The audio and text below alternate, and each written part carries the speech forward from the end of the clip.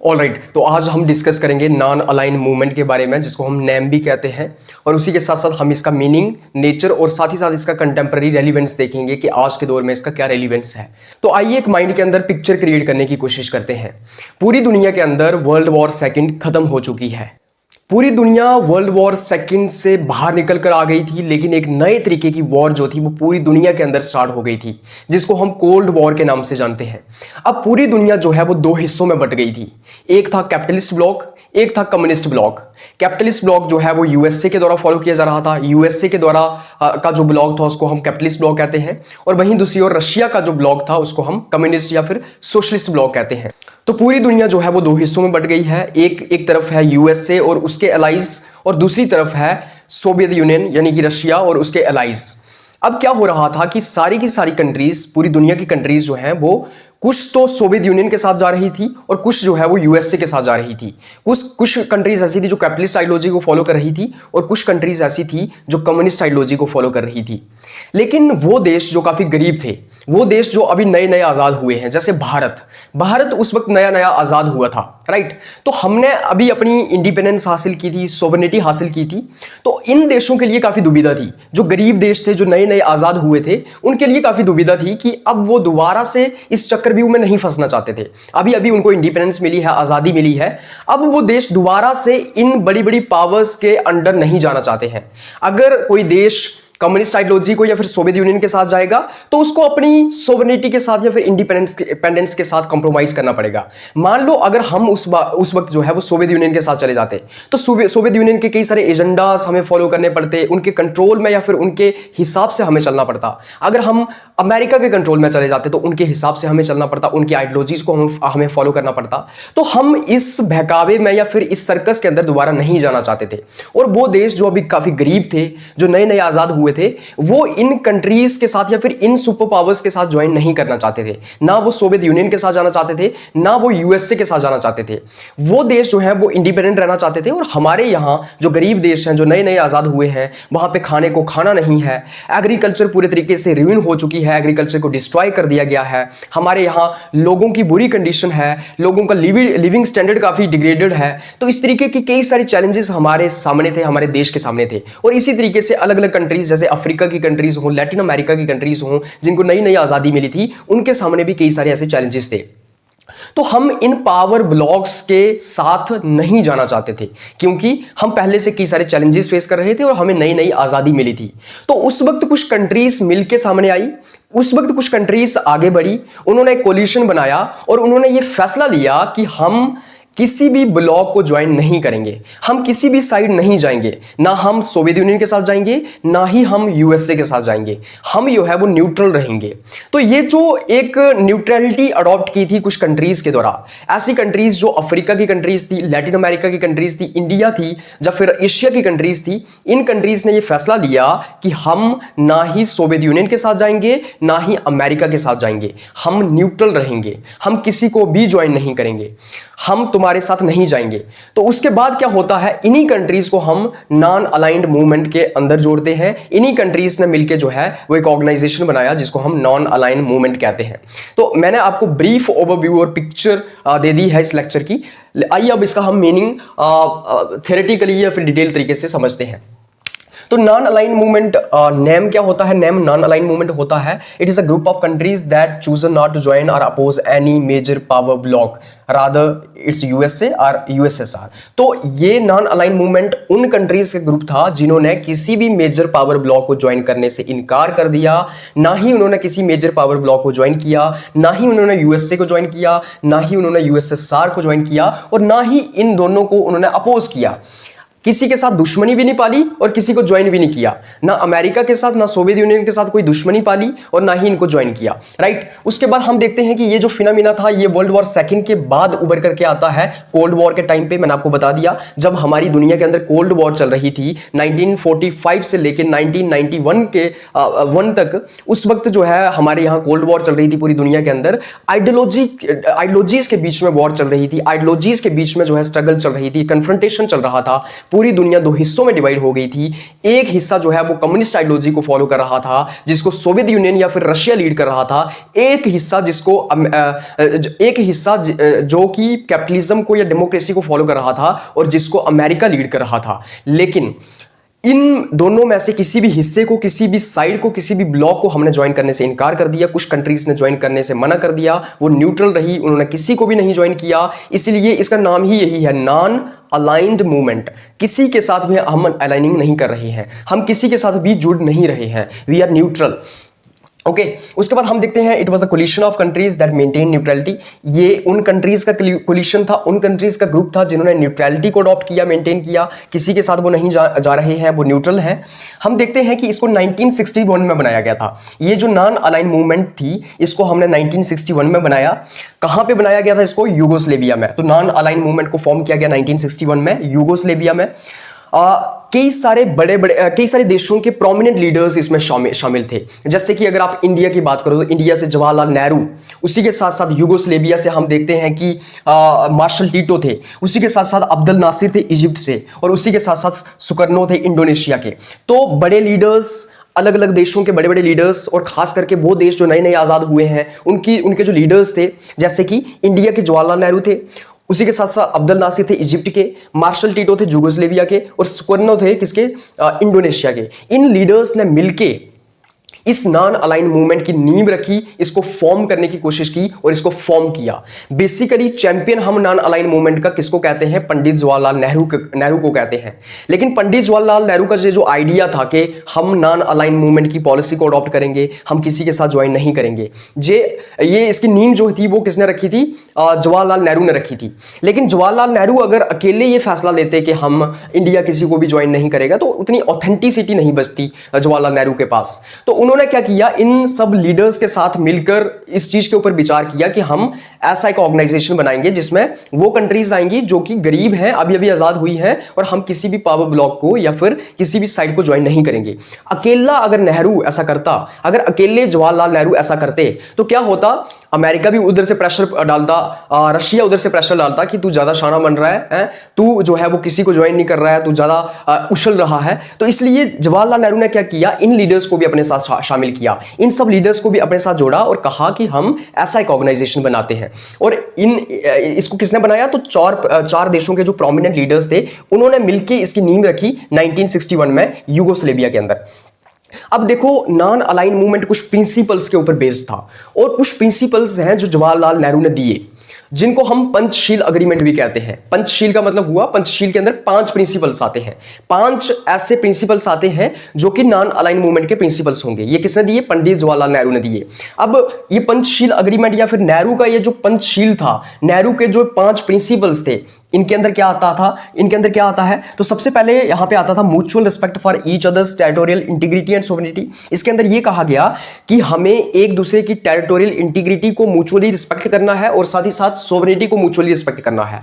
मतलब ये हुआ कि हमें अपने जो अलग अलग देश हैं, उनकी जो सोवरेनिटी है, उनकी जो आज़ादी है, या फिर उनकी जो सुप्रीम अथॉरिटी है, उनके पास जो पावर है कि वो आज़ाद है, उनके पास डिसीजन लेने की पावर है, अपने देश को अपने हिसाब से चलाने की पावर है, उसको हमें रिस्पेक्ट करना है। उनकी टेरिटोरियल इंटीग्रिटी को हमने रिस्पेक्ट करना है। ऐसा ना हो कि हम उनकी टेरिटरी को कब्जा कर लें, तो उनकी टेरिटरी जो है वो बची रहे, इंटीग्रेटेड रहे। उनकी टेरिटोरियल इंटीग्रिटी और सोवरेनिटी को जो है, जो नॉन अलाइन मूवमेंट के अंदर देश है, उन्होंने रिस्पेक्ट करना है। तो नॉन अलाइन मूवमेंट के अंदर जो देश आएंगे, वो एक दूसरे देश की टेरिटोरियल इंटीग्रिटी और साथ ही साथ सोवरेनिटी को रिस्पेक्ट करेंगे। मतलब कि एक दूसरे देश की जो सोवरेनिटी है, जो उनके पास अथॉरिटी है, अपने देश को चलाने की जो आजादी है या फिर अथॉरिटी है या पावर है, उसको हम रिस्पेक्ट करेंगे, और उनकी टेरिटरी की हम रिस्पेक्ट करेंगे, उनकी टेरिटोरियल इंटीग्रिटी की हम रिस्पेक्ट करेंगे। उसी के साथ साथ सेकंड प्रिंसिपल इसके अंदर आता था mutual non aggression in domestic affairs. तो यहां पे ये कहा गया कि नॉन एग्रेशन होनी चाहिए डोमेस्टिक अफेयर्स के अंदर। मतलब कि नॉन अलाइन मूवमेंट के अंदर जितने भी देश आएंगे, वहां पे क्या होगा कि जो भी एक देश के डोमेस्टिक अफेयर्स हैं, हमें वहां पे इंटरफेयर नहीं करना है। यहां पे ये कहा गया कि वो देश जो नॉन अलाइन मूवमेंट के अंदर शामिल है, वो देश किसी के भी डोमेस्टिक अफेयर्स के अंदर जो है वो छेड़छाड़ या इंटरफेरेंस या अग्रेशन नहीं करेंगे। ऐसा नहीं होगा कि आप किसी दूसरे देश के जो डोमेस्टिक अफेयर्स हैं, जो उसके देश के अंदर के काम हैं, अंदर का जो एडमिनिस्ट्रेशन है, उसमें आप इंटरफेयर करें, राइट। जैसे क्या हो रहा था पूरी दुनिया के अंदर, अमेरिका जाके किसी देश के टेरिटरी के अंदर जो है या फिर डोमेस्टिक अफेयर्स के अंदर इंटरफेयर कर रहा था, वहां से कम्युनिस्ट गवर्नमेंट्स को इंस्टॉल किया जा रहा था सोवियत यूनियन के द्वारा, अलग अलग देशों के कंट्री के अंदर उनके डोमेस्टिक अफेयर्स के अंदर इंटरफेरेंस की जा रही थी, वहां पे सिविल वॉर्स करवाई जा रही थी, वहां पे जो है रेजिम्स को चेंज करवाया जा रहा था। तो नेहरू जी ने यह कहा कि हम किसी के भी डोमेस्टिक अफेयर्स के अंदर जो है वो इंटरफेरेंस नहीं करेंगे, एग्रेशन नहीं करेंगे। उसके बाद थर्ड इसके अंदर कहा गया mutual non interference in domestic affairs. वही मतलब हो गया कि डोमेस्टिक अफेयर्स के अंदर जो है वो इंटरफेरेंस नहीं करनी है। जब मैं म्यूचुअल नॉन एग्रेशन की बात कर रहा हूं तो आप जो है वो नॉन एग्रेशन की पॉलिसी को फॉलो करेंगे। सॉरी, यहां पे मैंने गलत बोल दिया शायद। जब मैं म्यूचुअल नॉन एग्रेशन की बात आपको मैंने जो समझाई, वो actually mutual non interference in domestic affairs आता है। म्यूचुअल नॉन एग्रेशन का मतलब ये हुआ कि हम एक दूसरे के लिए अग्रेसिव नहीं होंगे। म्यूचुअल नॉन एग्रेशन का मतलब हुआ कि हम एक दूसरे से लड़ेंगे नहीं, पीसफुली रहेंगे, सहयोग से रहेंगे, कॉपरेशन के साथ रहेंगे, कॉन्सेंसस के साथ रहेंगे। तो बेसिकली म्यूचुअल नॉन एग्रेशन का मतलब ये है कि हम वो देश जो नॉन अलाइन मूवमेंट के अंदर शामिल हैं, वो देश जो गरीब हैं, नए नए आज़ाद हुए हैं, वो देश एक दूसरे के लिए एग्रेसिव नहीं रहेंगे, एक दूसरे के साथ लड़ेंगे नहीं, एक दूसरे के साथ कॉन्फ्लिक्ट्स क्रिएट नहीं करेंगे, पीसफुली आराम से कॉपरेशन के साथ रहेंगे। वहीं दूसरी ओर म्यूचुअल नॉन इंटरफेरेंस की जब मैं बात करता हूं, mutual non interference in domestic affairs, तो इसके अंदर मैंने आपको पहले समझा दिया। इसका मतलब ये हुआ कि हम किसी भी देश के डोमेस्टिक अफेयर्स के अंदर इंटरफेरेंस नहीं करेंगे। उसके बाद फोर्थ इसके अंदर आता है इक्वालिटी एंड म्यूचुअल बेनिफिट। तो यहां पे इक्वालिटी की बात की गई कि सब देशों के बीच जो नॉन अलाइन मूवमेंट के अंदर देश आते हैं उनके बीच इक्वालिटी होनी चाहिए। ये ना हो कि ये देश जो है वो ज़्यादा पावरफुल है, या ये देश जो है वो ज़्यादा बड़ा है, या फिर ये देश जो है वो आपसे ज़्यादा जो है वो स्ट्रॉन्ग है। तो बेसिकली इक्वालिटी की बात की गई कि सारे देश बराबर हैं, राइट। और उसी के साथ साथ म्यूचुअल बेनिफिट की बात की गई कि हमें एक दूसरे का जो बेनिफिट है उसके लिए सोचना है, एक दूसरे को हेल्प करना है। उसके बाद फिफ्थ इसके अंदर आता था पीसफुल को एग्जिस्टेंस। इट मीन्स कि हम सारे के सारे देश जो नॉन अलाइन मूवमेंट के अंदर आते हैं वो पीसफुली एग्जिस्ट करेंगे, पीसफुली रहेंगे, सारे देश पीसफुली आपस में काम करेंगे और एक साथ रहेंगे। तो ये जो पंचशील अग्रीमेंट या फिर पंचशील था नेहरू जी का, इसी पंचशील के तहत जो है वो नॉन अलाइनमेंट के जो प्रिंसिपल्स थे उनको डिफाइन किया जाता है। तो पंचशील क्या था कि ये नॉन अलाइन मूवमेंट के प्रिंसिपल्स होंगे, राइट।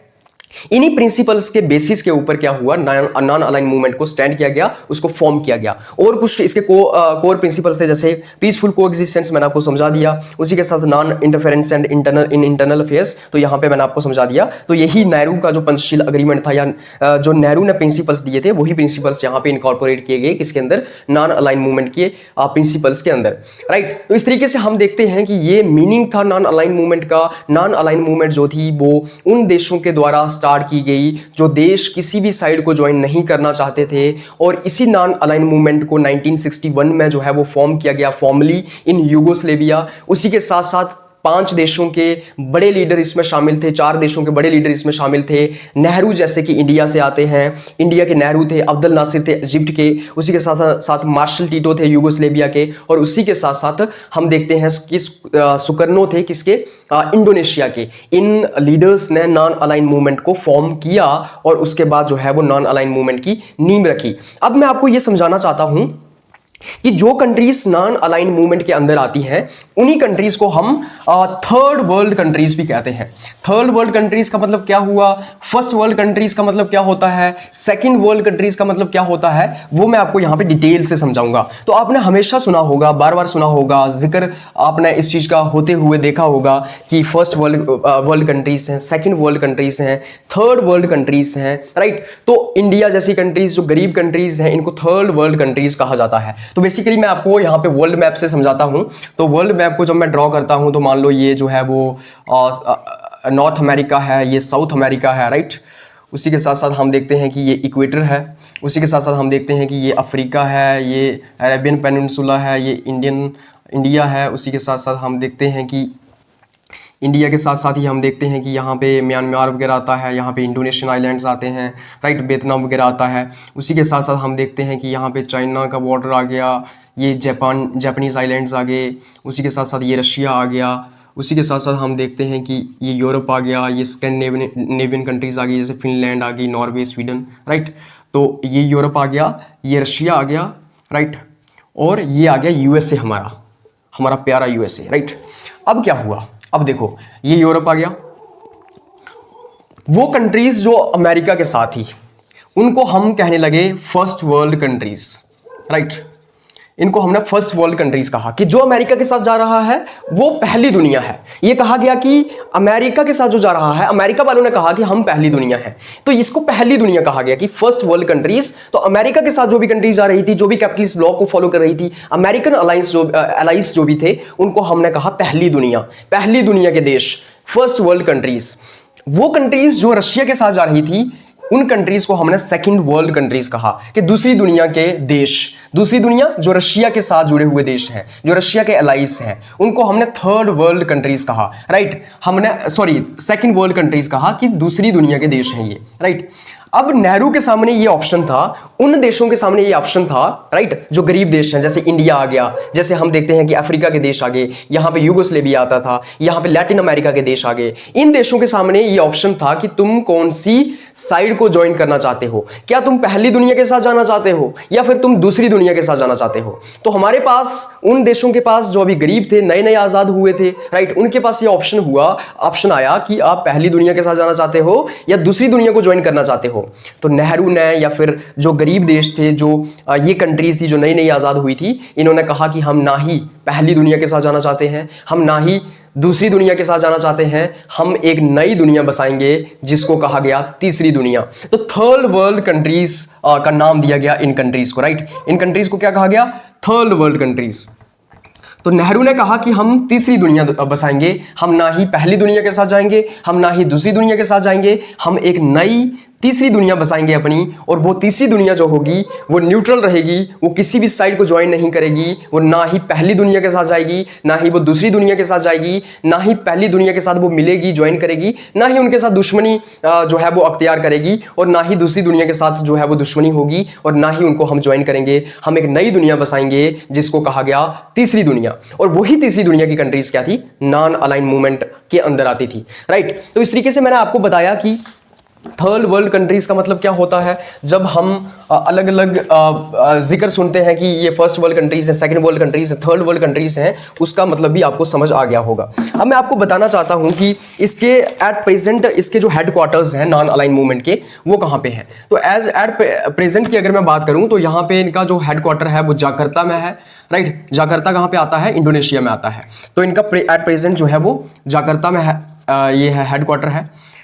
उसी के साथ साथ हम देखते हैं कि जब नॉन अलाइन मूवमेंट को बनाया गया था तो उस वक्त जो है वो 25 स्टेट्स ने इसको ज्वाइन किया था, राइट। अभी हम अगर बात करें तो इसको 120 स्टेट्स के द्वारा, कंट्रीज के द्वारा जो है वो ज्वाइन किया गया है। तो हम देखते हैं कि जब नॉन अलाइन मूवमेंट को बनाया गया, उसको फॉर्म किया गया, उस वक्त 25 देश इसके अंदर शामिल थे, लेकिन आज के दौर पे जो है वो 120 के आसपास देश इसमें शामिल है। तो इस तरीके से हमें देखने को मिलता है कि किस तरीके से रेलिवेंस बढ़ा है नॉन अलाइन मूवमेंट का, किस तरीके से जो है वो 25 देशों से 120 देशों तक नॉन अलाइन मूवमेंट की मेंबरशिप बढ़ गई। 25 देश इसमें शुरुआत में होते थे, अब इसमें 120 देश हैं। तो इस तरीके से नॉन अलाइन मूवमेंट का जो मेंबरशिप का ग्राफ है वो सिग्निफिकेंटली इंक्रीज हुआ है। और यही कहा जाता है कि जो हिंदुस्तान को पूरी दुनिया के अंदर इमेज मिली, जो हिंदुस्तान को पूरी दुनिया के अंदर थर्ड वर्ल्ड कंट्रीज का लीडर कहा गया, वो किसकी बदौलत कहा गया, वो नॉन अलाइन मूवमेंट की जैसी जो ऑर्गेनाइजेशन थी या पॉलिसीज थी उसकी बदौलत कहा गया।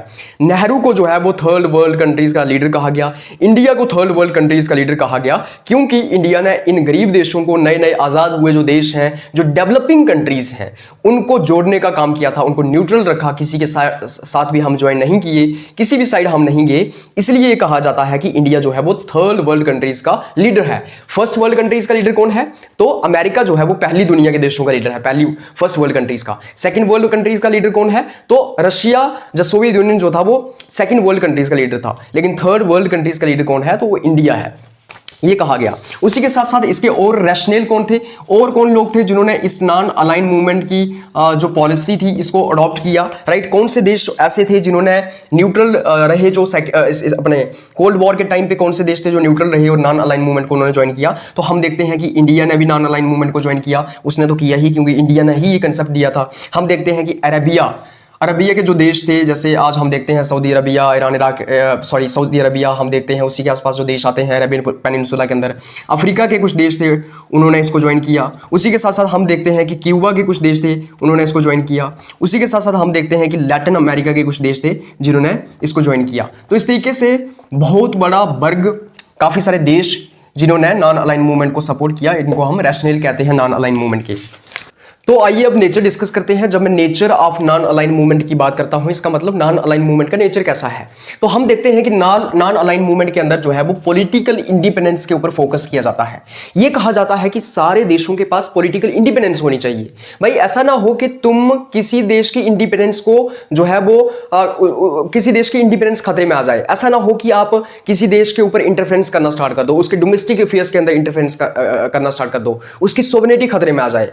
तो सारे देशों के पास पॉलिटिकल इंडिपेंडेंस होनी चाहिए, सारे देश आजाद होने चाहिए, उनके ऊपर कोई इंपेरियलिस्ट कंट्रोल नहीं होना चाहिए, उनके ऊपर किसी तरीके का दबाव या कंट्रोल या इंटरफेरेंस नहीं होना चाहिए। हर एक देश के पास पॉलिटिकल इंडिपेंडेंस होनी चाहिए। ऐसा ना हो कि तुम हो तो एक देश लेकिन तुम्हें चला अमेरिका रहा है, ऐसा ना हो कि तुम्हें रशिया चला रहा हो, है ना। कई सारे देशों के अंदर हम देखते हैं कि आज रशिया और अमेरिका या फिर चाइना अपनी गवर्नमेंट्स को इंस्टॉल करने की कोशिश करते हैं, रेजिम्स चेंज करवाने की कोशिश करते हैं। तो तुम्हारे ऊपर किसी का इंटरफेरेंस नहीं होना चाहिए। हर देश के पास जो है वो पॉलिटिकल इंडिपेंडेंस होनी चाहिए। ये नॉन अलाइन मूवमेंट का एक नेचर है। उसके बाद हम देखते हैं कि न्यूट्रलिटी इन कॉन्फ्लिक्ट्स इसका नेचर आता है। न्यूट्रलिटी इन कॉन्फ्लिक्ट्स का मतलब ये हुआ कि दुनिया में अगर कोई भी कॉन्फ्लिक्ट चल रहा है, कोई भी वॉर चल रही है, तो नॉन अलाइन मूवमेंट के अंदर जो देश आते हैं वो न्यूट्रल पोजीशन को अडॉप्ट करेंगे। ऐसा ना हो कि कॉन्फ्लिक्ट के अंदर तुम साइड्स लेना स्टार्ट कर दो, है ना। आज आप देख रहे होंगे कि रशिया और यूक्रेन की वॉर चल रही है, तो कुछ देश जो है वो रशिया का सपोर्ट कर रहे हैं, कुछ देश जो है वो यूक्रेन का सपोर्ट कर रहे हैं। And same goes with Israel Palestine war. Some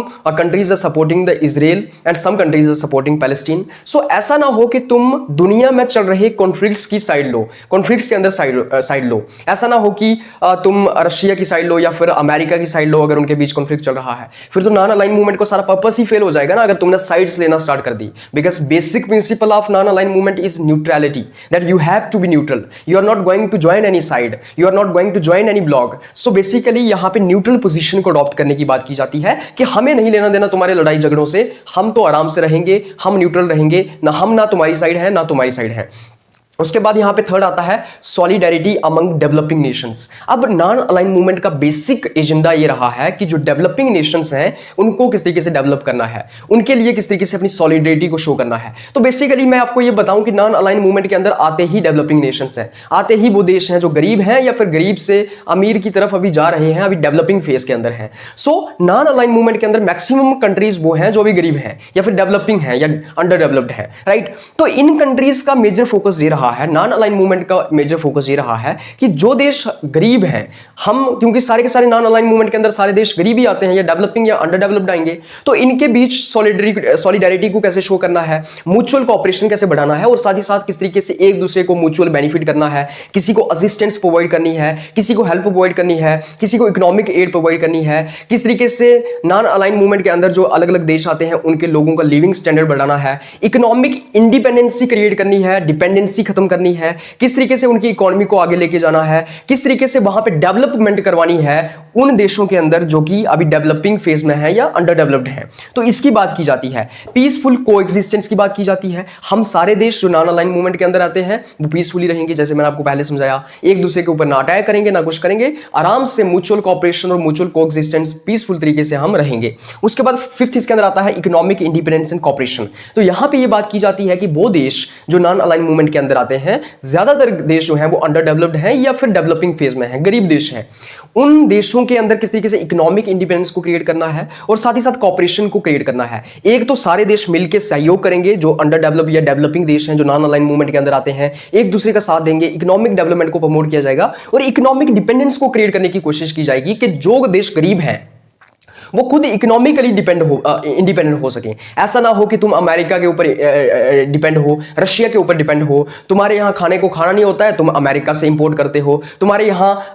basic necessities provide नहीं कर सकते हो आप अपने लोगों को, वो आप जो है वो रशिया से सपोर्ट करते हो। तो गरीब देशों के पास जो है वो इकोनॉमिक इंडिपेंडेंस होनी चाहिए। जो देश नॉन अलाइन मूवमेंट के अंदर आते हैं उनके पास इकोनॉमिक इंडिपेंडेंस होनी चाहिए कि तुम अपनी खातिर खुद बना सको, या फिर तुम जो है वो गरीब देशों के साथ तुम म्यूचुअली कॉपरेट करो, लेकिन बड़े बड़े अमीर देशों के ऊपर तुम्हारी डिपेंडेंस ना रहे, तुम उनके ऊपर निर्भर ना रहो। तो नॉन अलाइन मूवमेंट का मेन एजेंडा यही था कि जो उसके अंदर देश आते हैं, गरीब देश, उनको आपस में किस तरीके से डेवलप करना है और उनका जो डिपेंडेंस है अमीर देशों के ऊपर, अमेरिका के ऊपर, फ्रांस, ब्रिटेन, यूरोप, इनके ऊपर, वो खत्म करना है। तो ये इसका नेचर आता है। उसके बाद हम देखते हैं कि इसका कंटेम्पररी रेलिवेंस क्या है, आज के दौर से किस तरीके से नॉन अलाइन मूवमेंट रेलिवेंट है, आज के दौर में नॉन अलाइन मूवमेंट का रेलिवेंस किस तरीके से है वो हम समझेंगे। तो एक तो मैंने आपको बता दिया कि उसकी मेंबरशिप जो थी वो 25-26 से बढ़ के जो है अभी 120 के आसपास हो गई है। तो it means relevance of non align movement has increased with the time, है ना। Initially at the time when non align movement was formed, it's total membership was 20 and now it's membership has grown, has increased into 120। सो हमें देखने को मिलता है कि किस तरीके से 20 से 25 से आप कहां पे आगे हो, 120 पे आगे हो। इट मींस इसकी रेलिवेंस बड़ी है। उसके बाद हम देखते हैं कि नॉन अलाइन मूवमेंट क्या करती है, navigating a multipolar world. What does it's mean, आप एक मल्टीपोलर वर्ल्ड को एस्टैब्लिश करने की कोशिश कर रहे हो। नॉन अलाइन मूवमेंट ने एक मल्टीपोलर वर्ल्ड को एस्टैब्लिश करने की कोशिश की है कि अभी सिर्फ 2 सुपर पावर्स ही पूरी दुनिया को नहीं चला रही है। अभी सिर्फ और सिर्फ अमेरिका पूरी दुनिया को नहीं चला रहा है, या फिर सिर्फ रशिया पूरी दुनिया को नहीं चलाएगा, बल्कि अलग अलग जो है वो स्ट्रॉन्ग फोर्सेस या स्ट्रॉन्ग पावर्स उभर करके आएंगी। तो आज आप देख रहे होंगे चाइना भी पावरफुल है, नॉर्थ कोरिया भी पावरफुल है, जापान भी पावरफुल है, जर्मनी भी पावरफुल है, यूरोपियन यूनियन भी पावरफुल है, अमेरिका भी पावरफुल है, रशिया भी पावरफुल है, इंडिया भी पावरफुल है। सो मल्टीपोलर वर्ल्ड एस्टैब्लिश हुई है। एक होती है यूनिपोलर वर्ल्ड। यूनिपोलर वर्ल्ड के अंदर क्या होता है, एक डोमिनेंट फोर्स है, एक सुपर पावर है, पूरी दुनिया को चला रही है। जैसे अमेरिका को कहा जाता है कि वो यूनिपोलर वर्ल्ड को एस्टैब्लिश कर रहा है, कि पूरी दुनिया को वो चला रहा है। लेकिन अभी हमें देखने को मिलता है कि अमेरिका के टक्कर में चाइना उभर करके आता है, जापान भी उससे कम नहीं है, रशिया उससे कम नहीं है। तो एक मल्टीपोलर वर्ल्ड एस्टैब्लिश हुई है। पावर का डिसेंट्रलाइजेशन हुआ है, या पावर जो है वो फ्रैगमेंटेड हो गई है।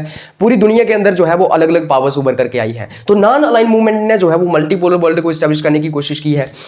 उसी के साथ साथ हम देखते हैं नॉन अलाइन मूवमेंट क्या करती है, addressing global inequality. Global inequality को एड्रेस करने की कोशिश की जाती है। जैसे मैंने पहले आपको बताया कि नॉन अलाइन मूवमेंट के अंदर वो देश आते हैं जो कि ग्लोबल साउथ का पार्ट है। ग्लोबल साउथ वो होता है, ग्लोबल साउथ के अंदर वो देश आते हैं जो कि इक्वेटर के नीचे हैं। अफ्रीका के देश, लैटिन अमेरिका के देश, उसी के साथ साथ हम देखते हैं कि एशिया के कुछ देश, राइट, सॉरी, एशिया के देश ग्लोबल साउथ में नहीं आएंगे, लेकिन हम उस कैटेगरी में इनको लेते हैं। तो ग्लोबल साउथ का मतलब ये हुआ कि ग्लोबल साउथ जो है वो अंडर डेवलप्ड है, ग्लोबल साउथ जो है वो गरीब है। आपने कभी सुना है कि अफ्रीका की कंपनी आपके देश में चल रही है? आपने कभी सुना है कि लैटिन अमेरिका की कंट्री भी आपके देश में चल रही है, सॉरी, कंपनीज आपके देश में चल रही हैं? आपने कभी सुना है कि इंडोनेशिया की कंपनीज आपके देश में चल रही है? आपके देश में मैक्सिमम कंपनीज, एमएनसीज, टीएनसीज किसकी है? अमीर देशों की है, अमेरिका की, जापान की, राइट, उसके बाद चाइना की। लेकिन जो ग्लोबल साउथ है ना, ग्लोबल साउथ काफी पिछड़ा हुआ है, गरीब है, और खास करके थर्ड वर्ल्ड कंट्रीज, जिनको हम तीसरी दुनिया के देश कहते हैं, नॉन अलाइन मूवमेंट के अंदर जो कंट्रीज आती हैं वो भी पिछड़ी हुई हैं, गरीब हैं। तो ग्लोबल साउथ के अंदर मैक्सिमम वो कंट्रीज आती हैं जो नॉन अलाइन मूवमेंट का पार्ट है, राइट। तो सिंपल है कि वो देश जो गरीब हैं वो ग्लोबल साउथ का पार्ट है, और वही देश नॉन अलाइन मूवमेंट का भी पार्ट है। तो सिंपल कहने का मतलब ये है कि नॉन अलाइन मूवमेंट के अंदर वो देश आते हैं जो गरीब हैं, जो अंडर डेवलप्ड हैं, या फिर जो अभी डेवलपिंग फेज के अंदर है, और खास करके ग्लोबल साउथ के देश जिनकी बुरी हालत है, जैसे कि अफ्रीका के देश, लैटिन अमेरिका के देश। तो बेसिकली ये कहा जाता है कि ग्लोबल साउथ की जो पॉपुलेशन है वो ज्यादा है, ग्लोबल नॉर्थ की पॉपुलेशन कम है, लेकिन फिर भी हमें इनइक्वालिटीज देखने को मिलती है कि ग्लोबल साउथ जो है वो इतना पिछड़ा हुआ क्यों है, इतना गरीब क्यों है, उनकी इतनी दुर्दशा क्यों है, खाने को खाना नहीं है उनके पास, उन लोगों के पास है, एग्रीकल्चर यूंड है, लाइफ एक्सपेक्टेंसी अच्छी नहीं है, राइट। वहां पे 50-50 साल भी लाइफ एक्सपेक्टेंसी है कुछ देशों के अंदर। उसी के साथ साथ हम देखते हैं कि माल न्यूट्रिशन है वहां पे प्रॉपर न्यूट्रिएंट्स नहीं मिल पाते हैं बच्चों को, डाइट नहीं मिल पाती है बच्चों को, इस तरीके से वहां पे हंगर के थ्रू डेथ्स हो जाती हैं, वुमेन्स की बुरी कंडीशन है। पिछड़ा हुआ है नॉर्थ, अपना ग्लोबल साउथ, पिछड़े हुए हैं वो देश जो नॉन अलाइन मूवमेंट के अंदर आते हैं, पिछड़े हुए हैं वो देश जो कि थर्ड वर्ल्ड कंट्रीज के अंदर आते हैं। वो कंट्रीज जो थर्ड वर्ल्ड कंट्रीज हैं वो पिछड़ी हुई हैं, गरीब हैं। तो इस चीज के अंदर बात की जाती है, यहां पे एड्रेसिंग ग्लोबल इनइक्वालिटी के अंदर बात की जाती है कि आप जो हमारी पूरी दुनिया का जो इकोनॉमिक ऑर्डर है वो अमीर देशों ने क्यों डोमिनेट करके रखा हुआ है, सारी कंपनीज अमीर देश क्यों चला रही हैं, सारे के सारे इंस्टीट्यूशंस, चाहे IMF हो, वर्ल्ड ट्रेड ऑर्गेनाइजेशन हो, इनके ऊपर कंट्रोल अमीर देशों का क्यों है, और गरीब देशों को तुम प्रताड़ित क्यों कर रहे हो, गरीब देशों के ऊपर अत्याचार क्यों हो रहा है, गरीब देशों को तुमने अपने मार्केट मार्केट क्यों बना लिया है? गरीब देशों का तुम एक्सप्लॉइटेशन क्यों कर रहे हो? अमीर देश और अमीर क्यों हो रहे हैं और नॉन अलाइन मूवमेंट के अंदर जो गरीब देश आते हैं उनकी इतनी दुर्दशा क्यों है? तो बेसिकली यहां पे ये न्यू इकोनॉमिक ऑर्डर की बात करते हैं। ये जो नॉन अलाइन मूवमेंट के अंदर गरीब देश आते हैं, ये NEO न्यू इकोनॉमिक ऑर्डर की बात करते हैं। ये कहते हैं कि जो इकोनॉमिक ऑर्डर एट प्रेजेंट चल रहा है ये खत्म होना चाहिए, ये बिल्कुल खत्म होना चाहिए और एक नया इकोनॉमिक ऑर्डर आना चाहिए जिसमें अंडर डेवलप्ड देशों की भी सुनवाई हो, जिसमें डेवलपिंग देश, अंडर डेवलप्ड देश, गरीब देश वो भी अपने आप को डेवलप कर पाए। ऐसा ना हो कि अमेरिका जैसे देश, जापान जैसे देश, रशिया जैसे देश, चाइना जैसे देश ही अमीर होते जाएं, डेवलप होते जाएं, उनके वहां के लोगों का ही लिविंग स्टैंडर्ड बढ़ता जाए और जो गरीब देश हैं उनके वहां इतनी बुरी हालत हो। तो यहां पे न्यू इकोनॉमिक ऑर्डर की बात की जाती है कि नया एक इकोनॉमिक ऑर्डर होना चाहिए जिसमें इन देशों को भी डेवलप होने का मौका मिले, यहाँ के लोगों का लिविंग स्टैंडर्ड बेहतर हो, यहाँ की लाइफ एक्सपेक्टेंसी बेहतर हो, यहाँ के देश भी डेवलप हो सकें, रिच हो सकें। तो इस चीज़ की यहाँ पे बात की जाती है। ये कहा जाता है कि जो आज प्रेजेंट सिनेरियो चल रहा है, इकोनॉमिक सिनेरियो, ये चेंज होना चाहिए। ऐसा ना हो कि सारी की सारी फॉरेन डायरेक्ट इन्वेस्टमेंट अमेरिका कर रहा है, अमीर देश कर रहे हैं, बेस्ट के देश कर रहे हैं, इंस्टीट्यूशंस को डोमिनेट बेस्ट के देश कर रहे हैं, लोन किसको मिलेगा नहीं मिलेगा वो वेस्ट के देश डोमिनेट कर रहे हैं। गरीब देशों से सारा का सारा मटेरियल लेके वहां पे तुमने उनको एक्सप्लॉइट कर दिया, उनको लूट लिया है। तो ऐसा नहीं होना चाहिए। एक नया इकोनॉमिक ऑर्डर आना चाहिए जिसके अंदर इन देशों की भी सुनवाई हो, इनकी भी चले, इनका भी अस्तित्व हो, राइट। उसके बाद थर्ड इसके अंदर आता है climate change and environmental advocacy. Non align movement के अंदर जो देश आते हैं, मैक्सिमम गरीब देश आते हैं, मैंने आपको बताया। ग्लोबल साउथ के देश आते हैं, इंडिया भी आता है, लेकिन ग्लोबल साउथ के देश आते हैं जो गरीब हैं। इंडिया भी आता है और कई सारे देश आते हैं जो कि अंडर डेवलप्ड हैं या डेवलपिंग फेज के अंदर चल रहे हैं। तो होता क्या है, जिस तरीके से हमारी पूरी दुनिया के अंदर क्लाइमेट चेंज हो रहा है, अब क्लाइमेट चेंज कौन कर रहा है? वो देश जहां पे इंडस्ट्रियलाइजेशन हो रहा है, वो देश जहां पे जो है वो नए नए वेपन्स को बनाया जा रहा है। इंडस्ट्रियलाइजेशन कौन कर रहा है? सिंपल कहने का मतलब ये है कि आज पूरी दुनिया के अंदर ग्लोबल वार्मिंग बढ़ रही है, आज पूरी दुनिया के अंदर क्लाइमेट चेंज हो रहा है। इसके पीछे रिस्पॉन्सिबल कौन है? तो वो देश रिस्पॉन्सिबल है ना, यहां पे इंडस्ट्रियलाइजेशन हो रहा है। वो देश रिस्पॉन्सिबल है जहां पे न्यूक्लियर वेपन्स को बनाया जा रहा है। तो क्या गरीब देश कर रहे हैं इंडस्ट्रियलाइजेशन? क्या गरीब देश बना रहे हैं न्यूक्लियर वेपन्स? क्या गरीब देश कर रहे हैं कार्बन डाइऑक्साइड रिलीज? क्या गरीब देश कर रहे हैं क्लोरोफ्लोरोकार्बन्स या फिर अपनी जो ग्रीन हाउसेज गैसेज होती हैं, कम कर रही है? मैक्सिमम जो ग्लोबल वार्मिंग है उसके लिए रिस्पॉन्सिबल कौन है? तो डेवलप्ड नेशंस हैं। वहां पे जिस तरीके से इंडस्ट्रियलाइजेशन हो रहा है रैपिड स्पीड के ऊपर, वहां पे जिस तरीके से वो लोग ग्रीन हाउस गैसेस को रिलीज कर रहे हैं, न्यूक्लियर वेपन्स को टेस्ट कर रहे हैं, मिसाइल्स को टेस्ट कर रहे हैं, रॉकेट्स को टेस्ट कर रहे हैं, तो अमीर देश, अमेरिका जैसे देश, रशिया जैसे देश, जापान जैसे देश, नॉर्थ कोरिया जैसे देश क्या कर रहे हैं? रैपिड इंडस्ट्रियलाइजेशन कर रहे हैं, पोल्यूशन को जो है वो जनरेट कर रहे हैं, ग्लोबल वार्मिंग कर रहे हैं, क्योंकि वो देश जो है वही ज्यादा रिस्पॉन्सिबल है ग्लोबल वार्मिंग के लिए। आपने सुना होगा उसने फलानी मिसाइल टेस्ट कर ली, जापान ने ये कर दिया, नॉर्थ कोरिया ने वो कर दिया, वहां पे वो इंडस्ट्रीज लग गई। तो मैक्सिमम रिस्पॉन्सिबिलिटी या फिर मैक्सिमम इसके पीछे रिस्पॉन्सिबल कौन है ग्लोबल वार्मिंग के पीछे? अमीर देश है। झेलना किसको पड़ रहा है? झेलना पड़ रहा है गरीब देशों को। अमीर देश जो है वो ग्लोबल वार्मिंग कर रहे हैं, क्लाइमेट चेंज के पीछे वो रिस्पॉन्सिबल है, और झेल कौन रहा है? ये ग्लोबल साउथ के देश या फिर गरीब देश। कैसे? मैं आपको बताता हूं। जैसे कि हम देखते हैं कि मैक्सिमम क्या बोलते, पोल्यूशन को कौन जनरेट करता है या फिर मैक्सिमम ग्लोबल वार्मिंग के पीछे रिस्पॉन्सिबल कौन होता है? ज्यादातर अमीर लोग होते हैं जिनकी बड़ी बड़ी इंडस्ट्रीज हैं, जिनके पास बड़ी बड़ी कार्स हैं जिनसे धुआं निकल रहा है, घर में कई सारे फ्रिज लगे हुए हैं, कई सारी इलेक्ट्रॉनिक आइटम्स हैं जिनसे कई सारी ग्रीन हाउसेज गैसेस निकलती हैं। अमीर लोग इन सब चीजों का यूज करते हैं, लेकिन झेलना किसको पड़ता है? तो आप देख रहे होंगे दिल्ली में ये पोल्यूशन आज किसको झेलना पड़ रहा है? वो लोग जो कि स्लम्स में रहते हैं, वो लोग जो कि गरीब हैं, वो लोग जो झोंपड़ियों में रहते हैं। उनके पास ना एसी है, ना वो गर्मी से बच सकते हैं, ना उनके पास एसी है, ना उनके पास एयर प्यूरिफायर्स हैं ताकि वो हवा को प्यूरिफाई करके जो है वो ले सकें, ना उनके पास फ्रिज है ताकि वो ठंडा पानी पी सकें, ना उनके पास कोई और रिसोर्सेज अवेलेबल है जिससे कि वो ग्लोबल वार्मिंग से बच सकें। अमीर लोग तो क्या कर रहे हैं? दिल्ली में अमीर लोग ऐसी ऐसी जगहों पर रह रहे हैं, एयर प्यूरिफायर्स लगे हुए हैं, एसी लगे हुए हैं, आइस वॉल्स लगी हुई हैं, गर्मी में उनको प्रॉब्लम नहीं है। लेकिन गरीब जो लोग हैं उनको कितना झेलना पड़ रहा है। गरीब लोगों की दुर्दशा कितनी है, क्योंकि उन लोगों के पास ऐसे कोई साधन नहीं है, ना उनके पास एसीज हैं, ना उनके पास एयर प्यूरिफायर्स हैं, और कोई उनके पास प्रोविजंस नहीं है या साधन नहीं है। लेकिन रिस्पॉन्सिबल कौन है ग्लोबल वार्मिंग के पीछे? अमीर लोग। और झेलना किसको पड़ रहा है? मैक्सिमम गरीब लोगों को। अस्थमा किसको हो रहा है? गरीब लोगों को। अमीर लोग तो अपना प्रॉपर चेकअप करवा लेते हैं, गरीब लोग मर रहे हैं।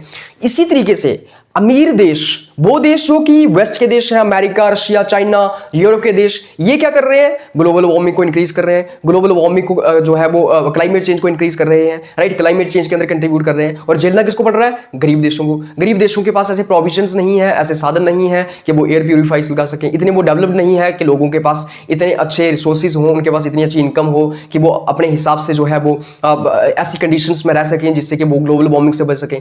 तो इस तरीके से यहाँ पे ये कहा जाता है, इन्वायरमेंटल एडवोकेसी की जाती है क्लाइमेट चेंज के ऊपर। जो है नॉन अलाइन मूवमेंट की कंट्रीज, वो देश जो गरीब देश हैं, वो देश जो कि अंडर डेवलप्ड देश हैं, इनका ये कहना है कि भाई साहब, तुम्हारे जो नतीजे हैं, तुम जिस तरीके से इन्वायरमेंट को पोल्यूट कर रहे हो, तुम्हारे इन सब नतीजों की वजह से, इन सब चीज़ों की वजह से, हरकतों की वजह से हमें झेलना पड़ रहा है, इसलिए इन्वायरमेंट के ऊपर फोकस किया जाए। So this is how the relevance of non align movement can be seen in present scenario, in present time, that we cannot say that the relevance of non align movement has declined. So non align movement is relevant today, is relevant in contemporary times. तो हम ये नहीं कह सकते हैं कि ये आज रेलिवेंट नहीं है। इस तरीके से हम देखते हैं कि नॉन अलाइन मूवमेंट होती क्या है, इसका रेलिवेंस क्या है, इसका नेचर क्या है, डिटेल तरीके से आपको समझाने की कोशिश की है रात के 3 बजे। उम्मीद करता हूं कि आपको समझ आया होगा। अगर आपको इस लेक्चर का पीडीएफ चाहिए तो आप इस वीडियो की डिस्क्रिप्शन में जा सकते हैं, वहां पे टेलीग्राम चैनल का लिंक दिया होगा, वहां से आप टेलीग्राम चैनल ज्वाइन कर लीजिएगा और आपको पीडीएफ मिल जाएगा। बहुत बहुत धन्यवाद। और साथ ही साथ हमारा ये जो मेजर 1 था, जिसको हम इंटरनेशनल पॉलिटिक्स कहते हैं, जो हमारा सब्जेक्ट था 5th सेमेस्टर का, ये भी खत्म हो गया है। तो इंटरनेशनल पॉलिटिक्स पूरे तरीके से कंप्लीट हो चुकी है। अब हम बाकी सब्जेक्ट्स के ऊपर भी फोकस करेंगे आज के बाद, right. Thank you so much.